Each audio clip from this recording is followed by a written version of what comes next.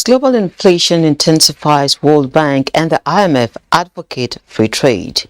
NNPC raises alarm over hacking of its Twitter account. All gains as new China lockdown measures emerge, plus talks fall across markets as investors worry about the impact of rate hike ahead of a European Central Bank meeting later in the day. This is Business Express on a network service of the Nigerian Television Authority, the NTA, and we're reaching you from Abuja, the nation's capital. I'm Leah Katung, Babatunde. You're welcome.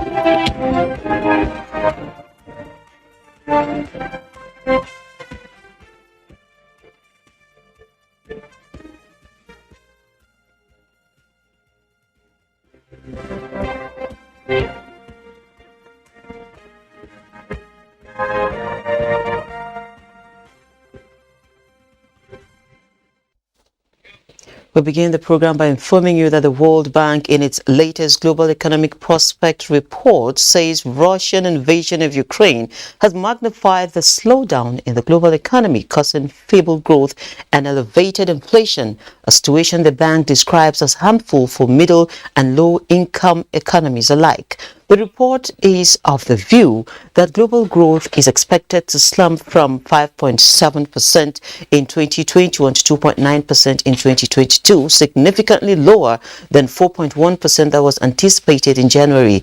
It is expected to hover around that pace over 2023 to 2024 as the war in Ukraine disrupts activity, investments and trade in the near term. Pent-up demands fade. Fiscal and monetary policy accommodations is withdrawn as a result of the damage from the pandemic and the war. The report also says the level of per capita income in developing economies this year will be nearly 5% below its pre-pandemic trend.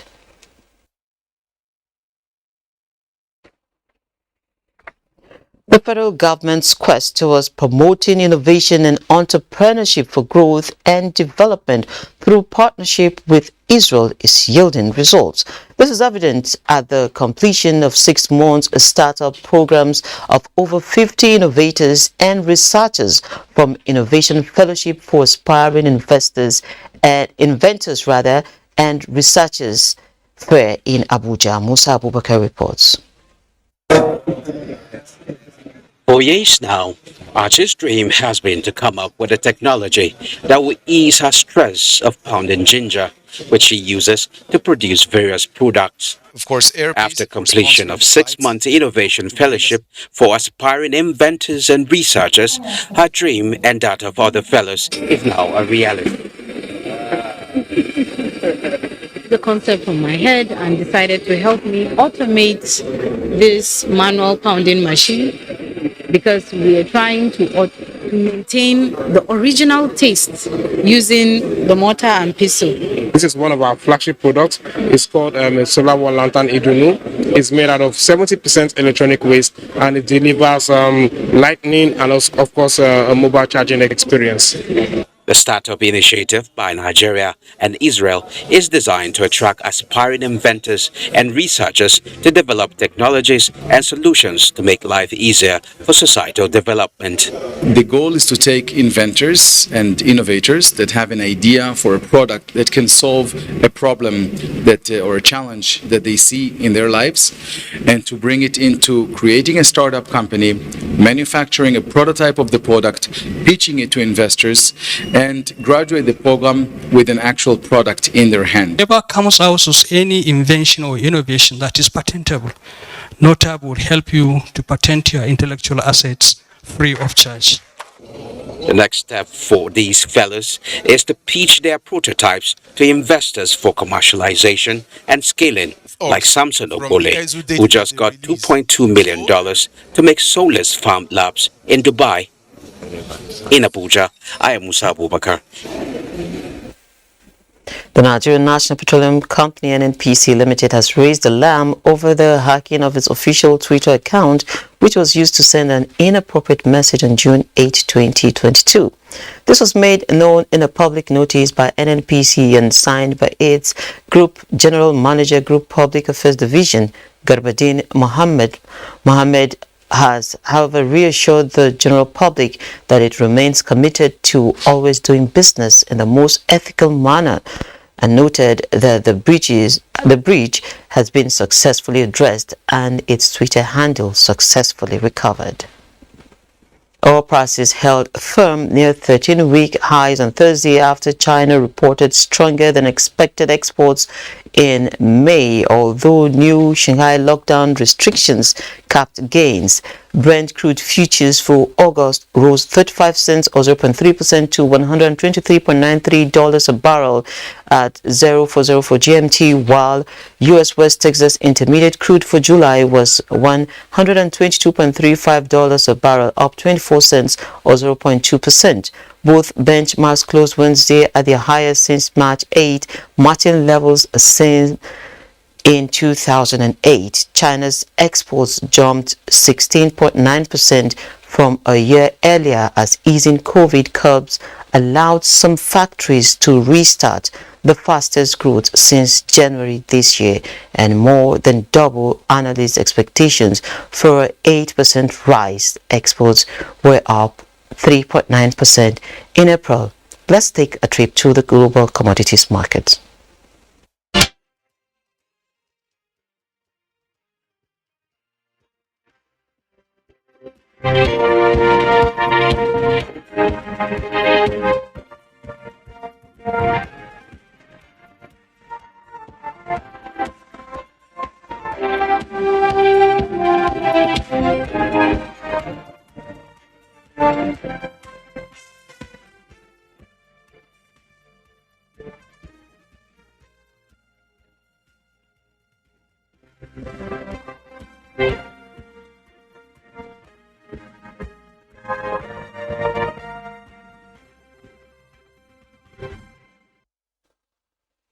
Oil prices are on the rise on the easing of Chinese COVID-19 related lockdowns and a possible strike by Norwegian oil workers. After more than a year of pressure from the United States and other top oil-consuming countries, OPEC Plus finally agreed to accelerate oil supply increases last week to tame runaway fuel prices and slow down inflation. How will this play for Nigeria and the globe?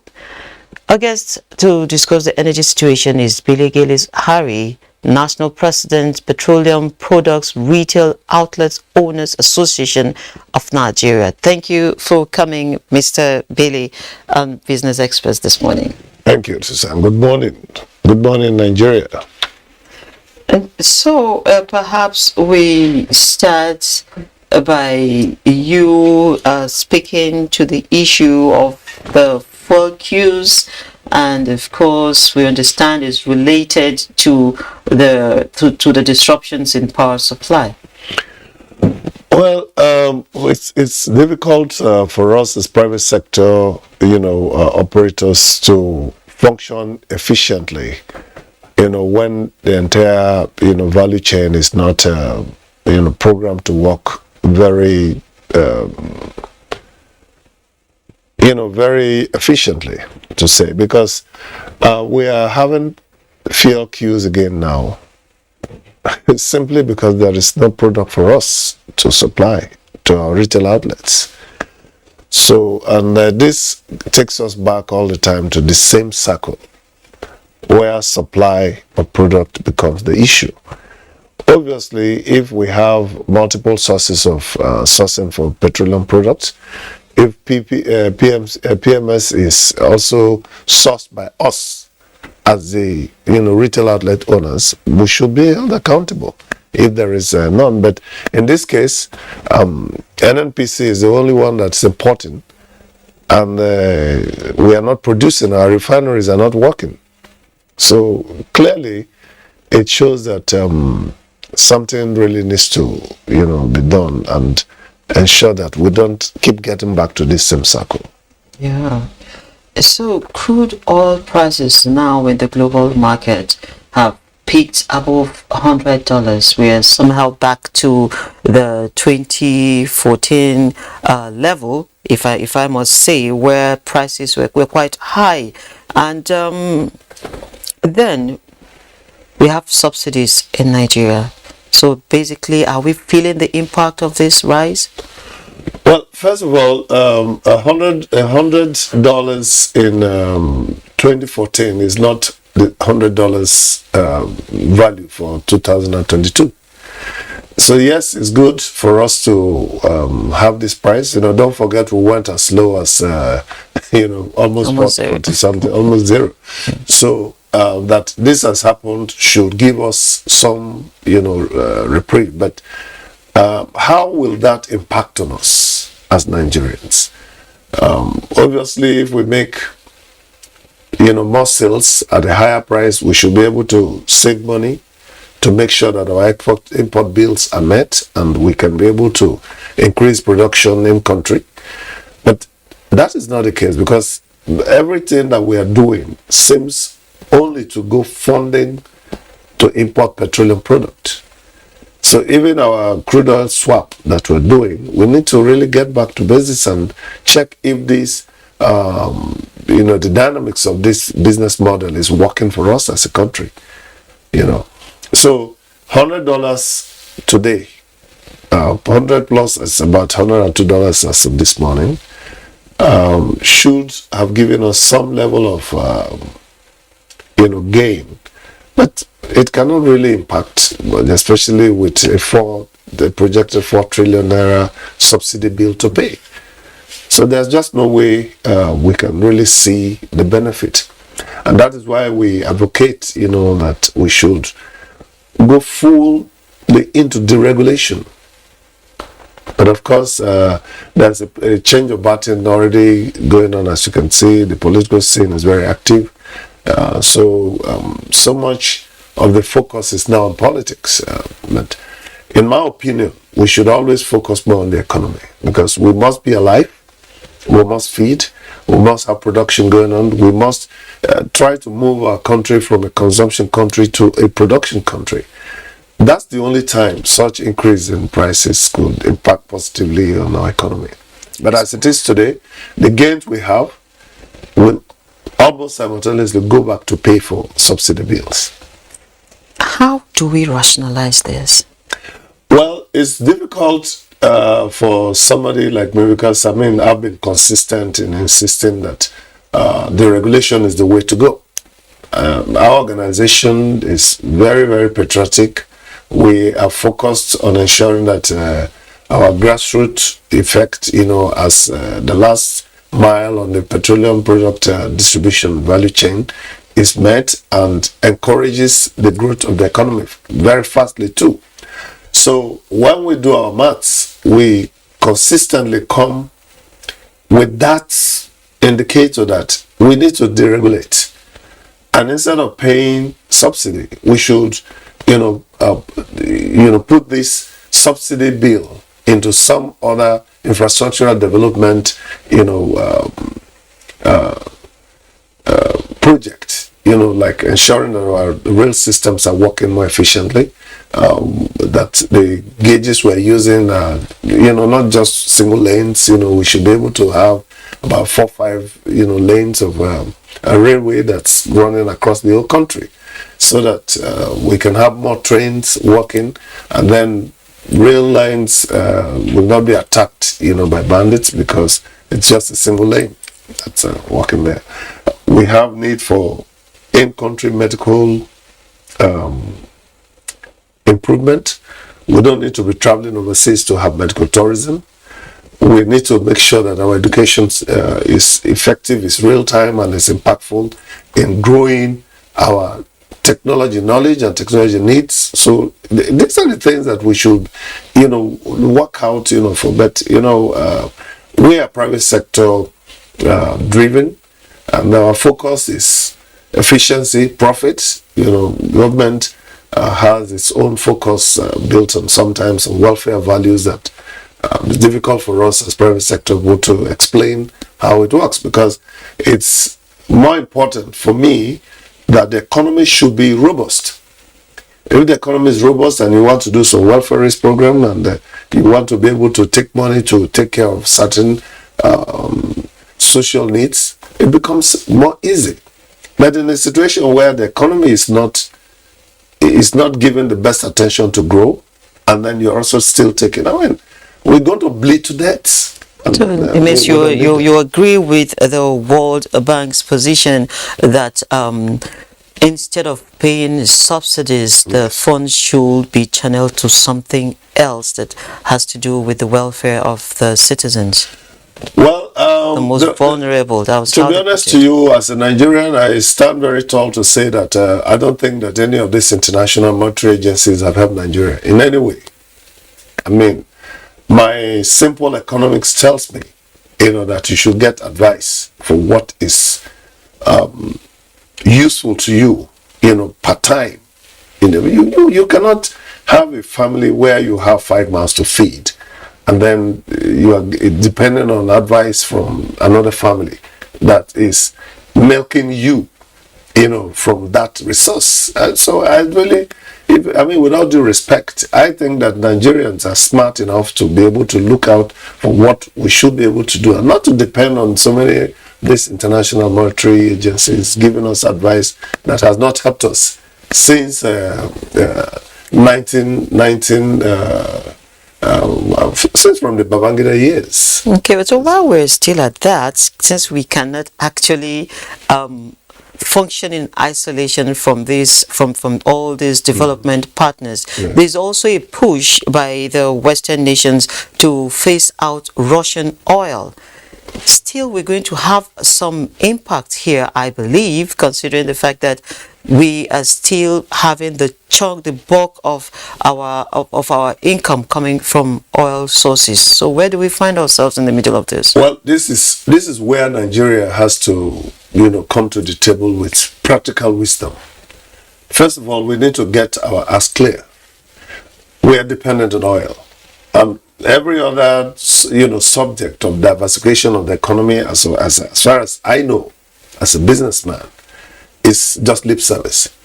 Because there are critical areas that we could have looked at, like agric, like our technology development. Make Nigeria, tell, look, we have very active youth, brackets, in Nigeria that are very, very intelligent, and very interested in technology. And that could be a very big source of income and also a source of ensuring that there is work to be done. Now, don't forget that Russia is the third largest producer of oil. This war, when it started, it looked like it was a local thing, between Ukraine and Russia. But you can see how all the drastic actions that are taken, how it has gradually snowballed and impacting the entire globe, So for us as Nigerians, I think that what we should be doing now is look at what OPEC is advising and see how we can make sure that our oil producing areas are peaceful. There is no disruption in petroleum crude oil production. Crude oil theft should be attempted to be reduced to the barest minimum, and we should aim to produce at least 3.5 million barrels per day so that we can have enough to export and enough in country. Obviously, if you have crude oil that is already in your tank here, you can, ask experts who know how to make our refineries work or bring in additional investment for new refineries to work and bring the business numbers that will be profitable to them and be profitable to Nigeria. And so obviously you don't want to get into any business that's going to. So this issue of, crunching down Russia, of course, is going to impact very negatively on the world. One, because prices of crude oil will increase. It certainly will increase. Okay. And the pressure on oil producing nations like Nigeria to produce more will be there. So the question is, are we ready? Can we really sit down and look at how to make sure that the Niger Delta is at peace that the people, they are the youths, there's no violence and there is no further disruptions of crude oil production. And then, can we utilize our,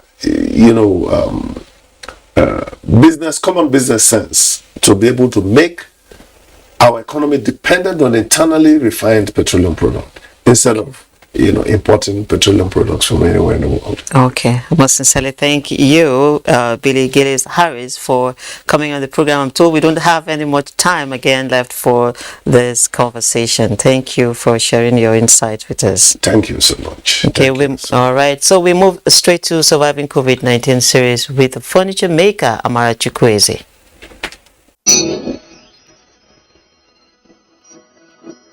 Surviving COVID-19 series is brought to you in partnership with the Central Bank of Nigeria.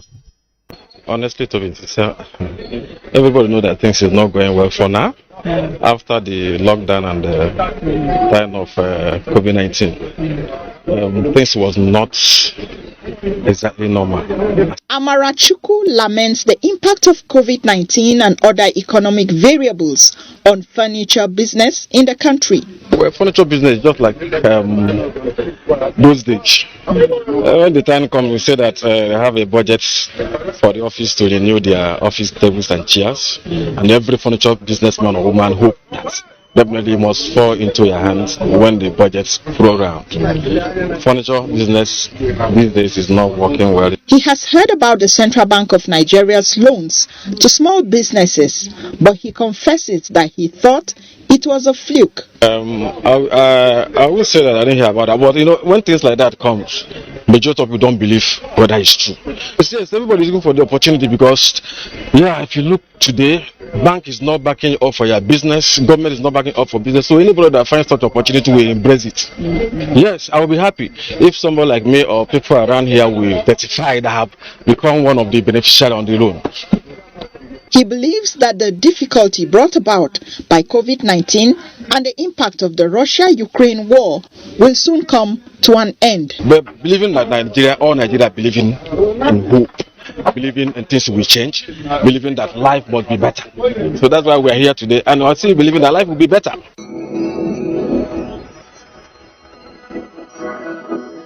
Surviving COVID-19 series is brought to you in partnership with the Central Bank.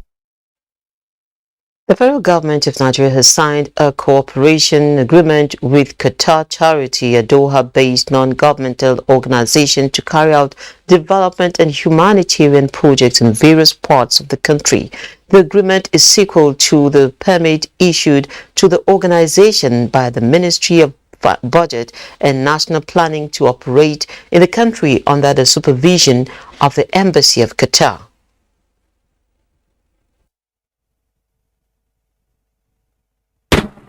I am pleased to note the following interventions being undertaken by the Qatar Charity Organization. Social housing complex for orphans, less privileged members of the community at Wasa, Federal Capital Territory in Abuja. Multipurpose complex for orphans, less privileged members of the community at Dakwa, Federal Capital Territory, Abuja. Social housing complex for less privileged persons who are victims of insurgencies in Sokoto State, and 900 units of boreholes drilled across the northeast, northwest, and southwest of Nigeria. Actually, I'd like to thank the Nigerian government for the support, and they are making our job easier here in Nigeria. And we work together in this noble work.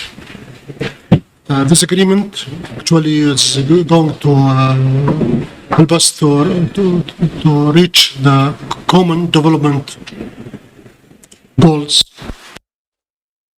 So before we go, let's update you on the most current figures from the Nigerian stock market, where investors lost 41.46 billion naira on Wednesday. At the end of that session, the all-share index dipped by 0.14% to settle at 53,193.98 points. 248.9 million shares valued at 1.86 billion naira were traded in 4,265 deals, with market capitalization opening this morning at 28.67 trillion naira. Transcorp, Fidelity Bank and FBN Holdings PLC were the most active stocks in the course of business yesterday.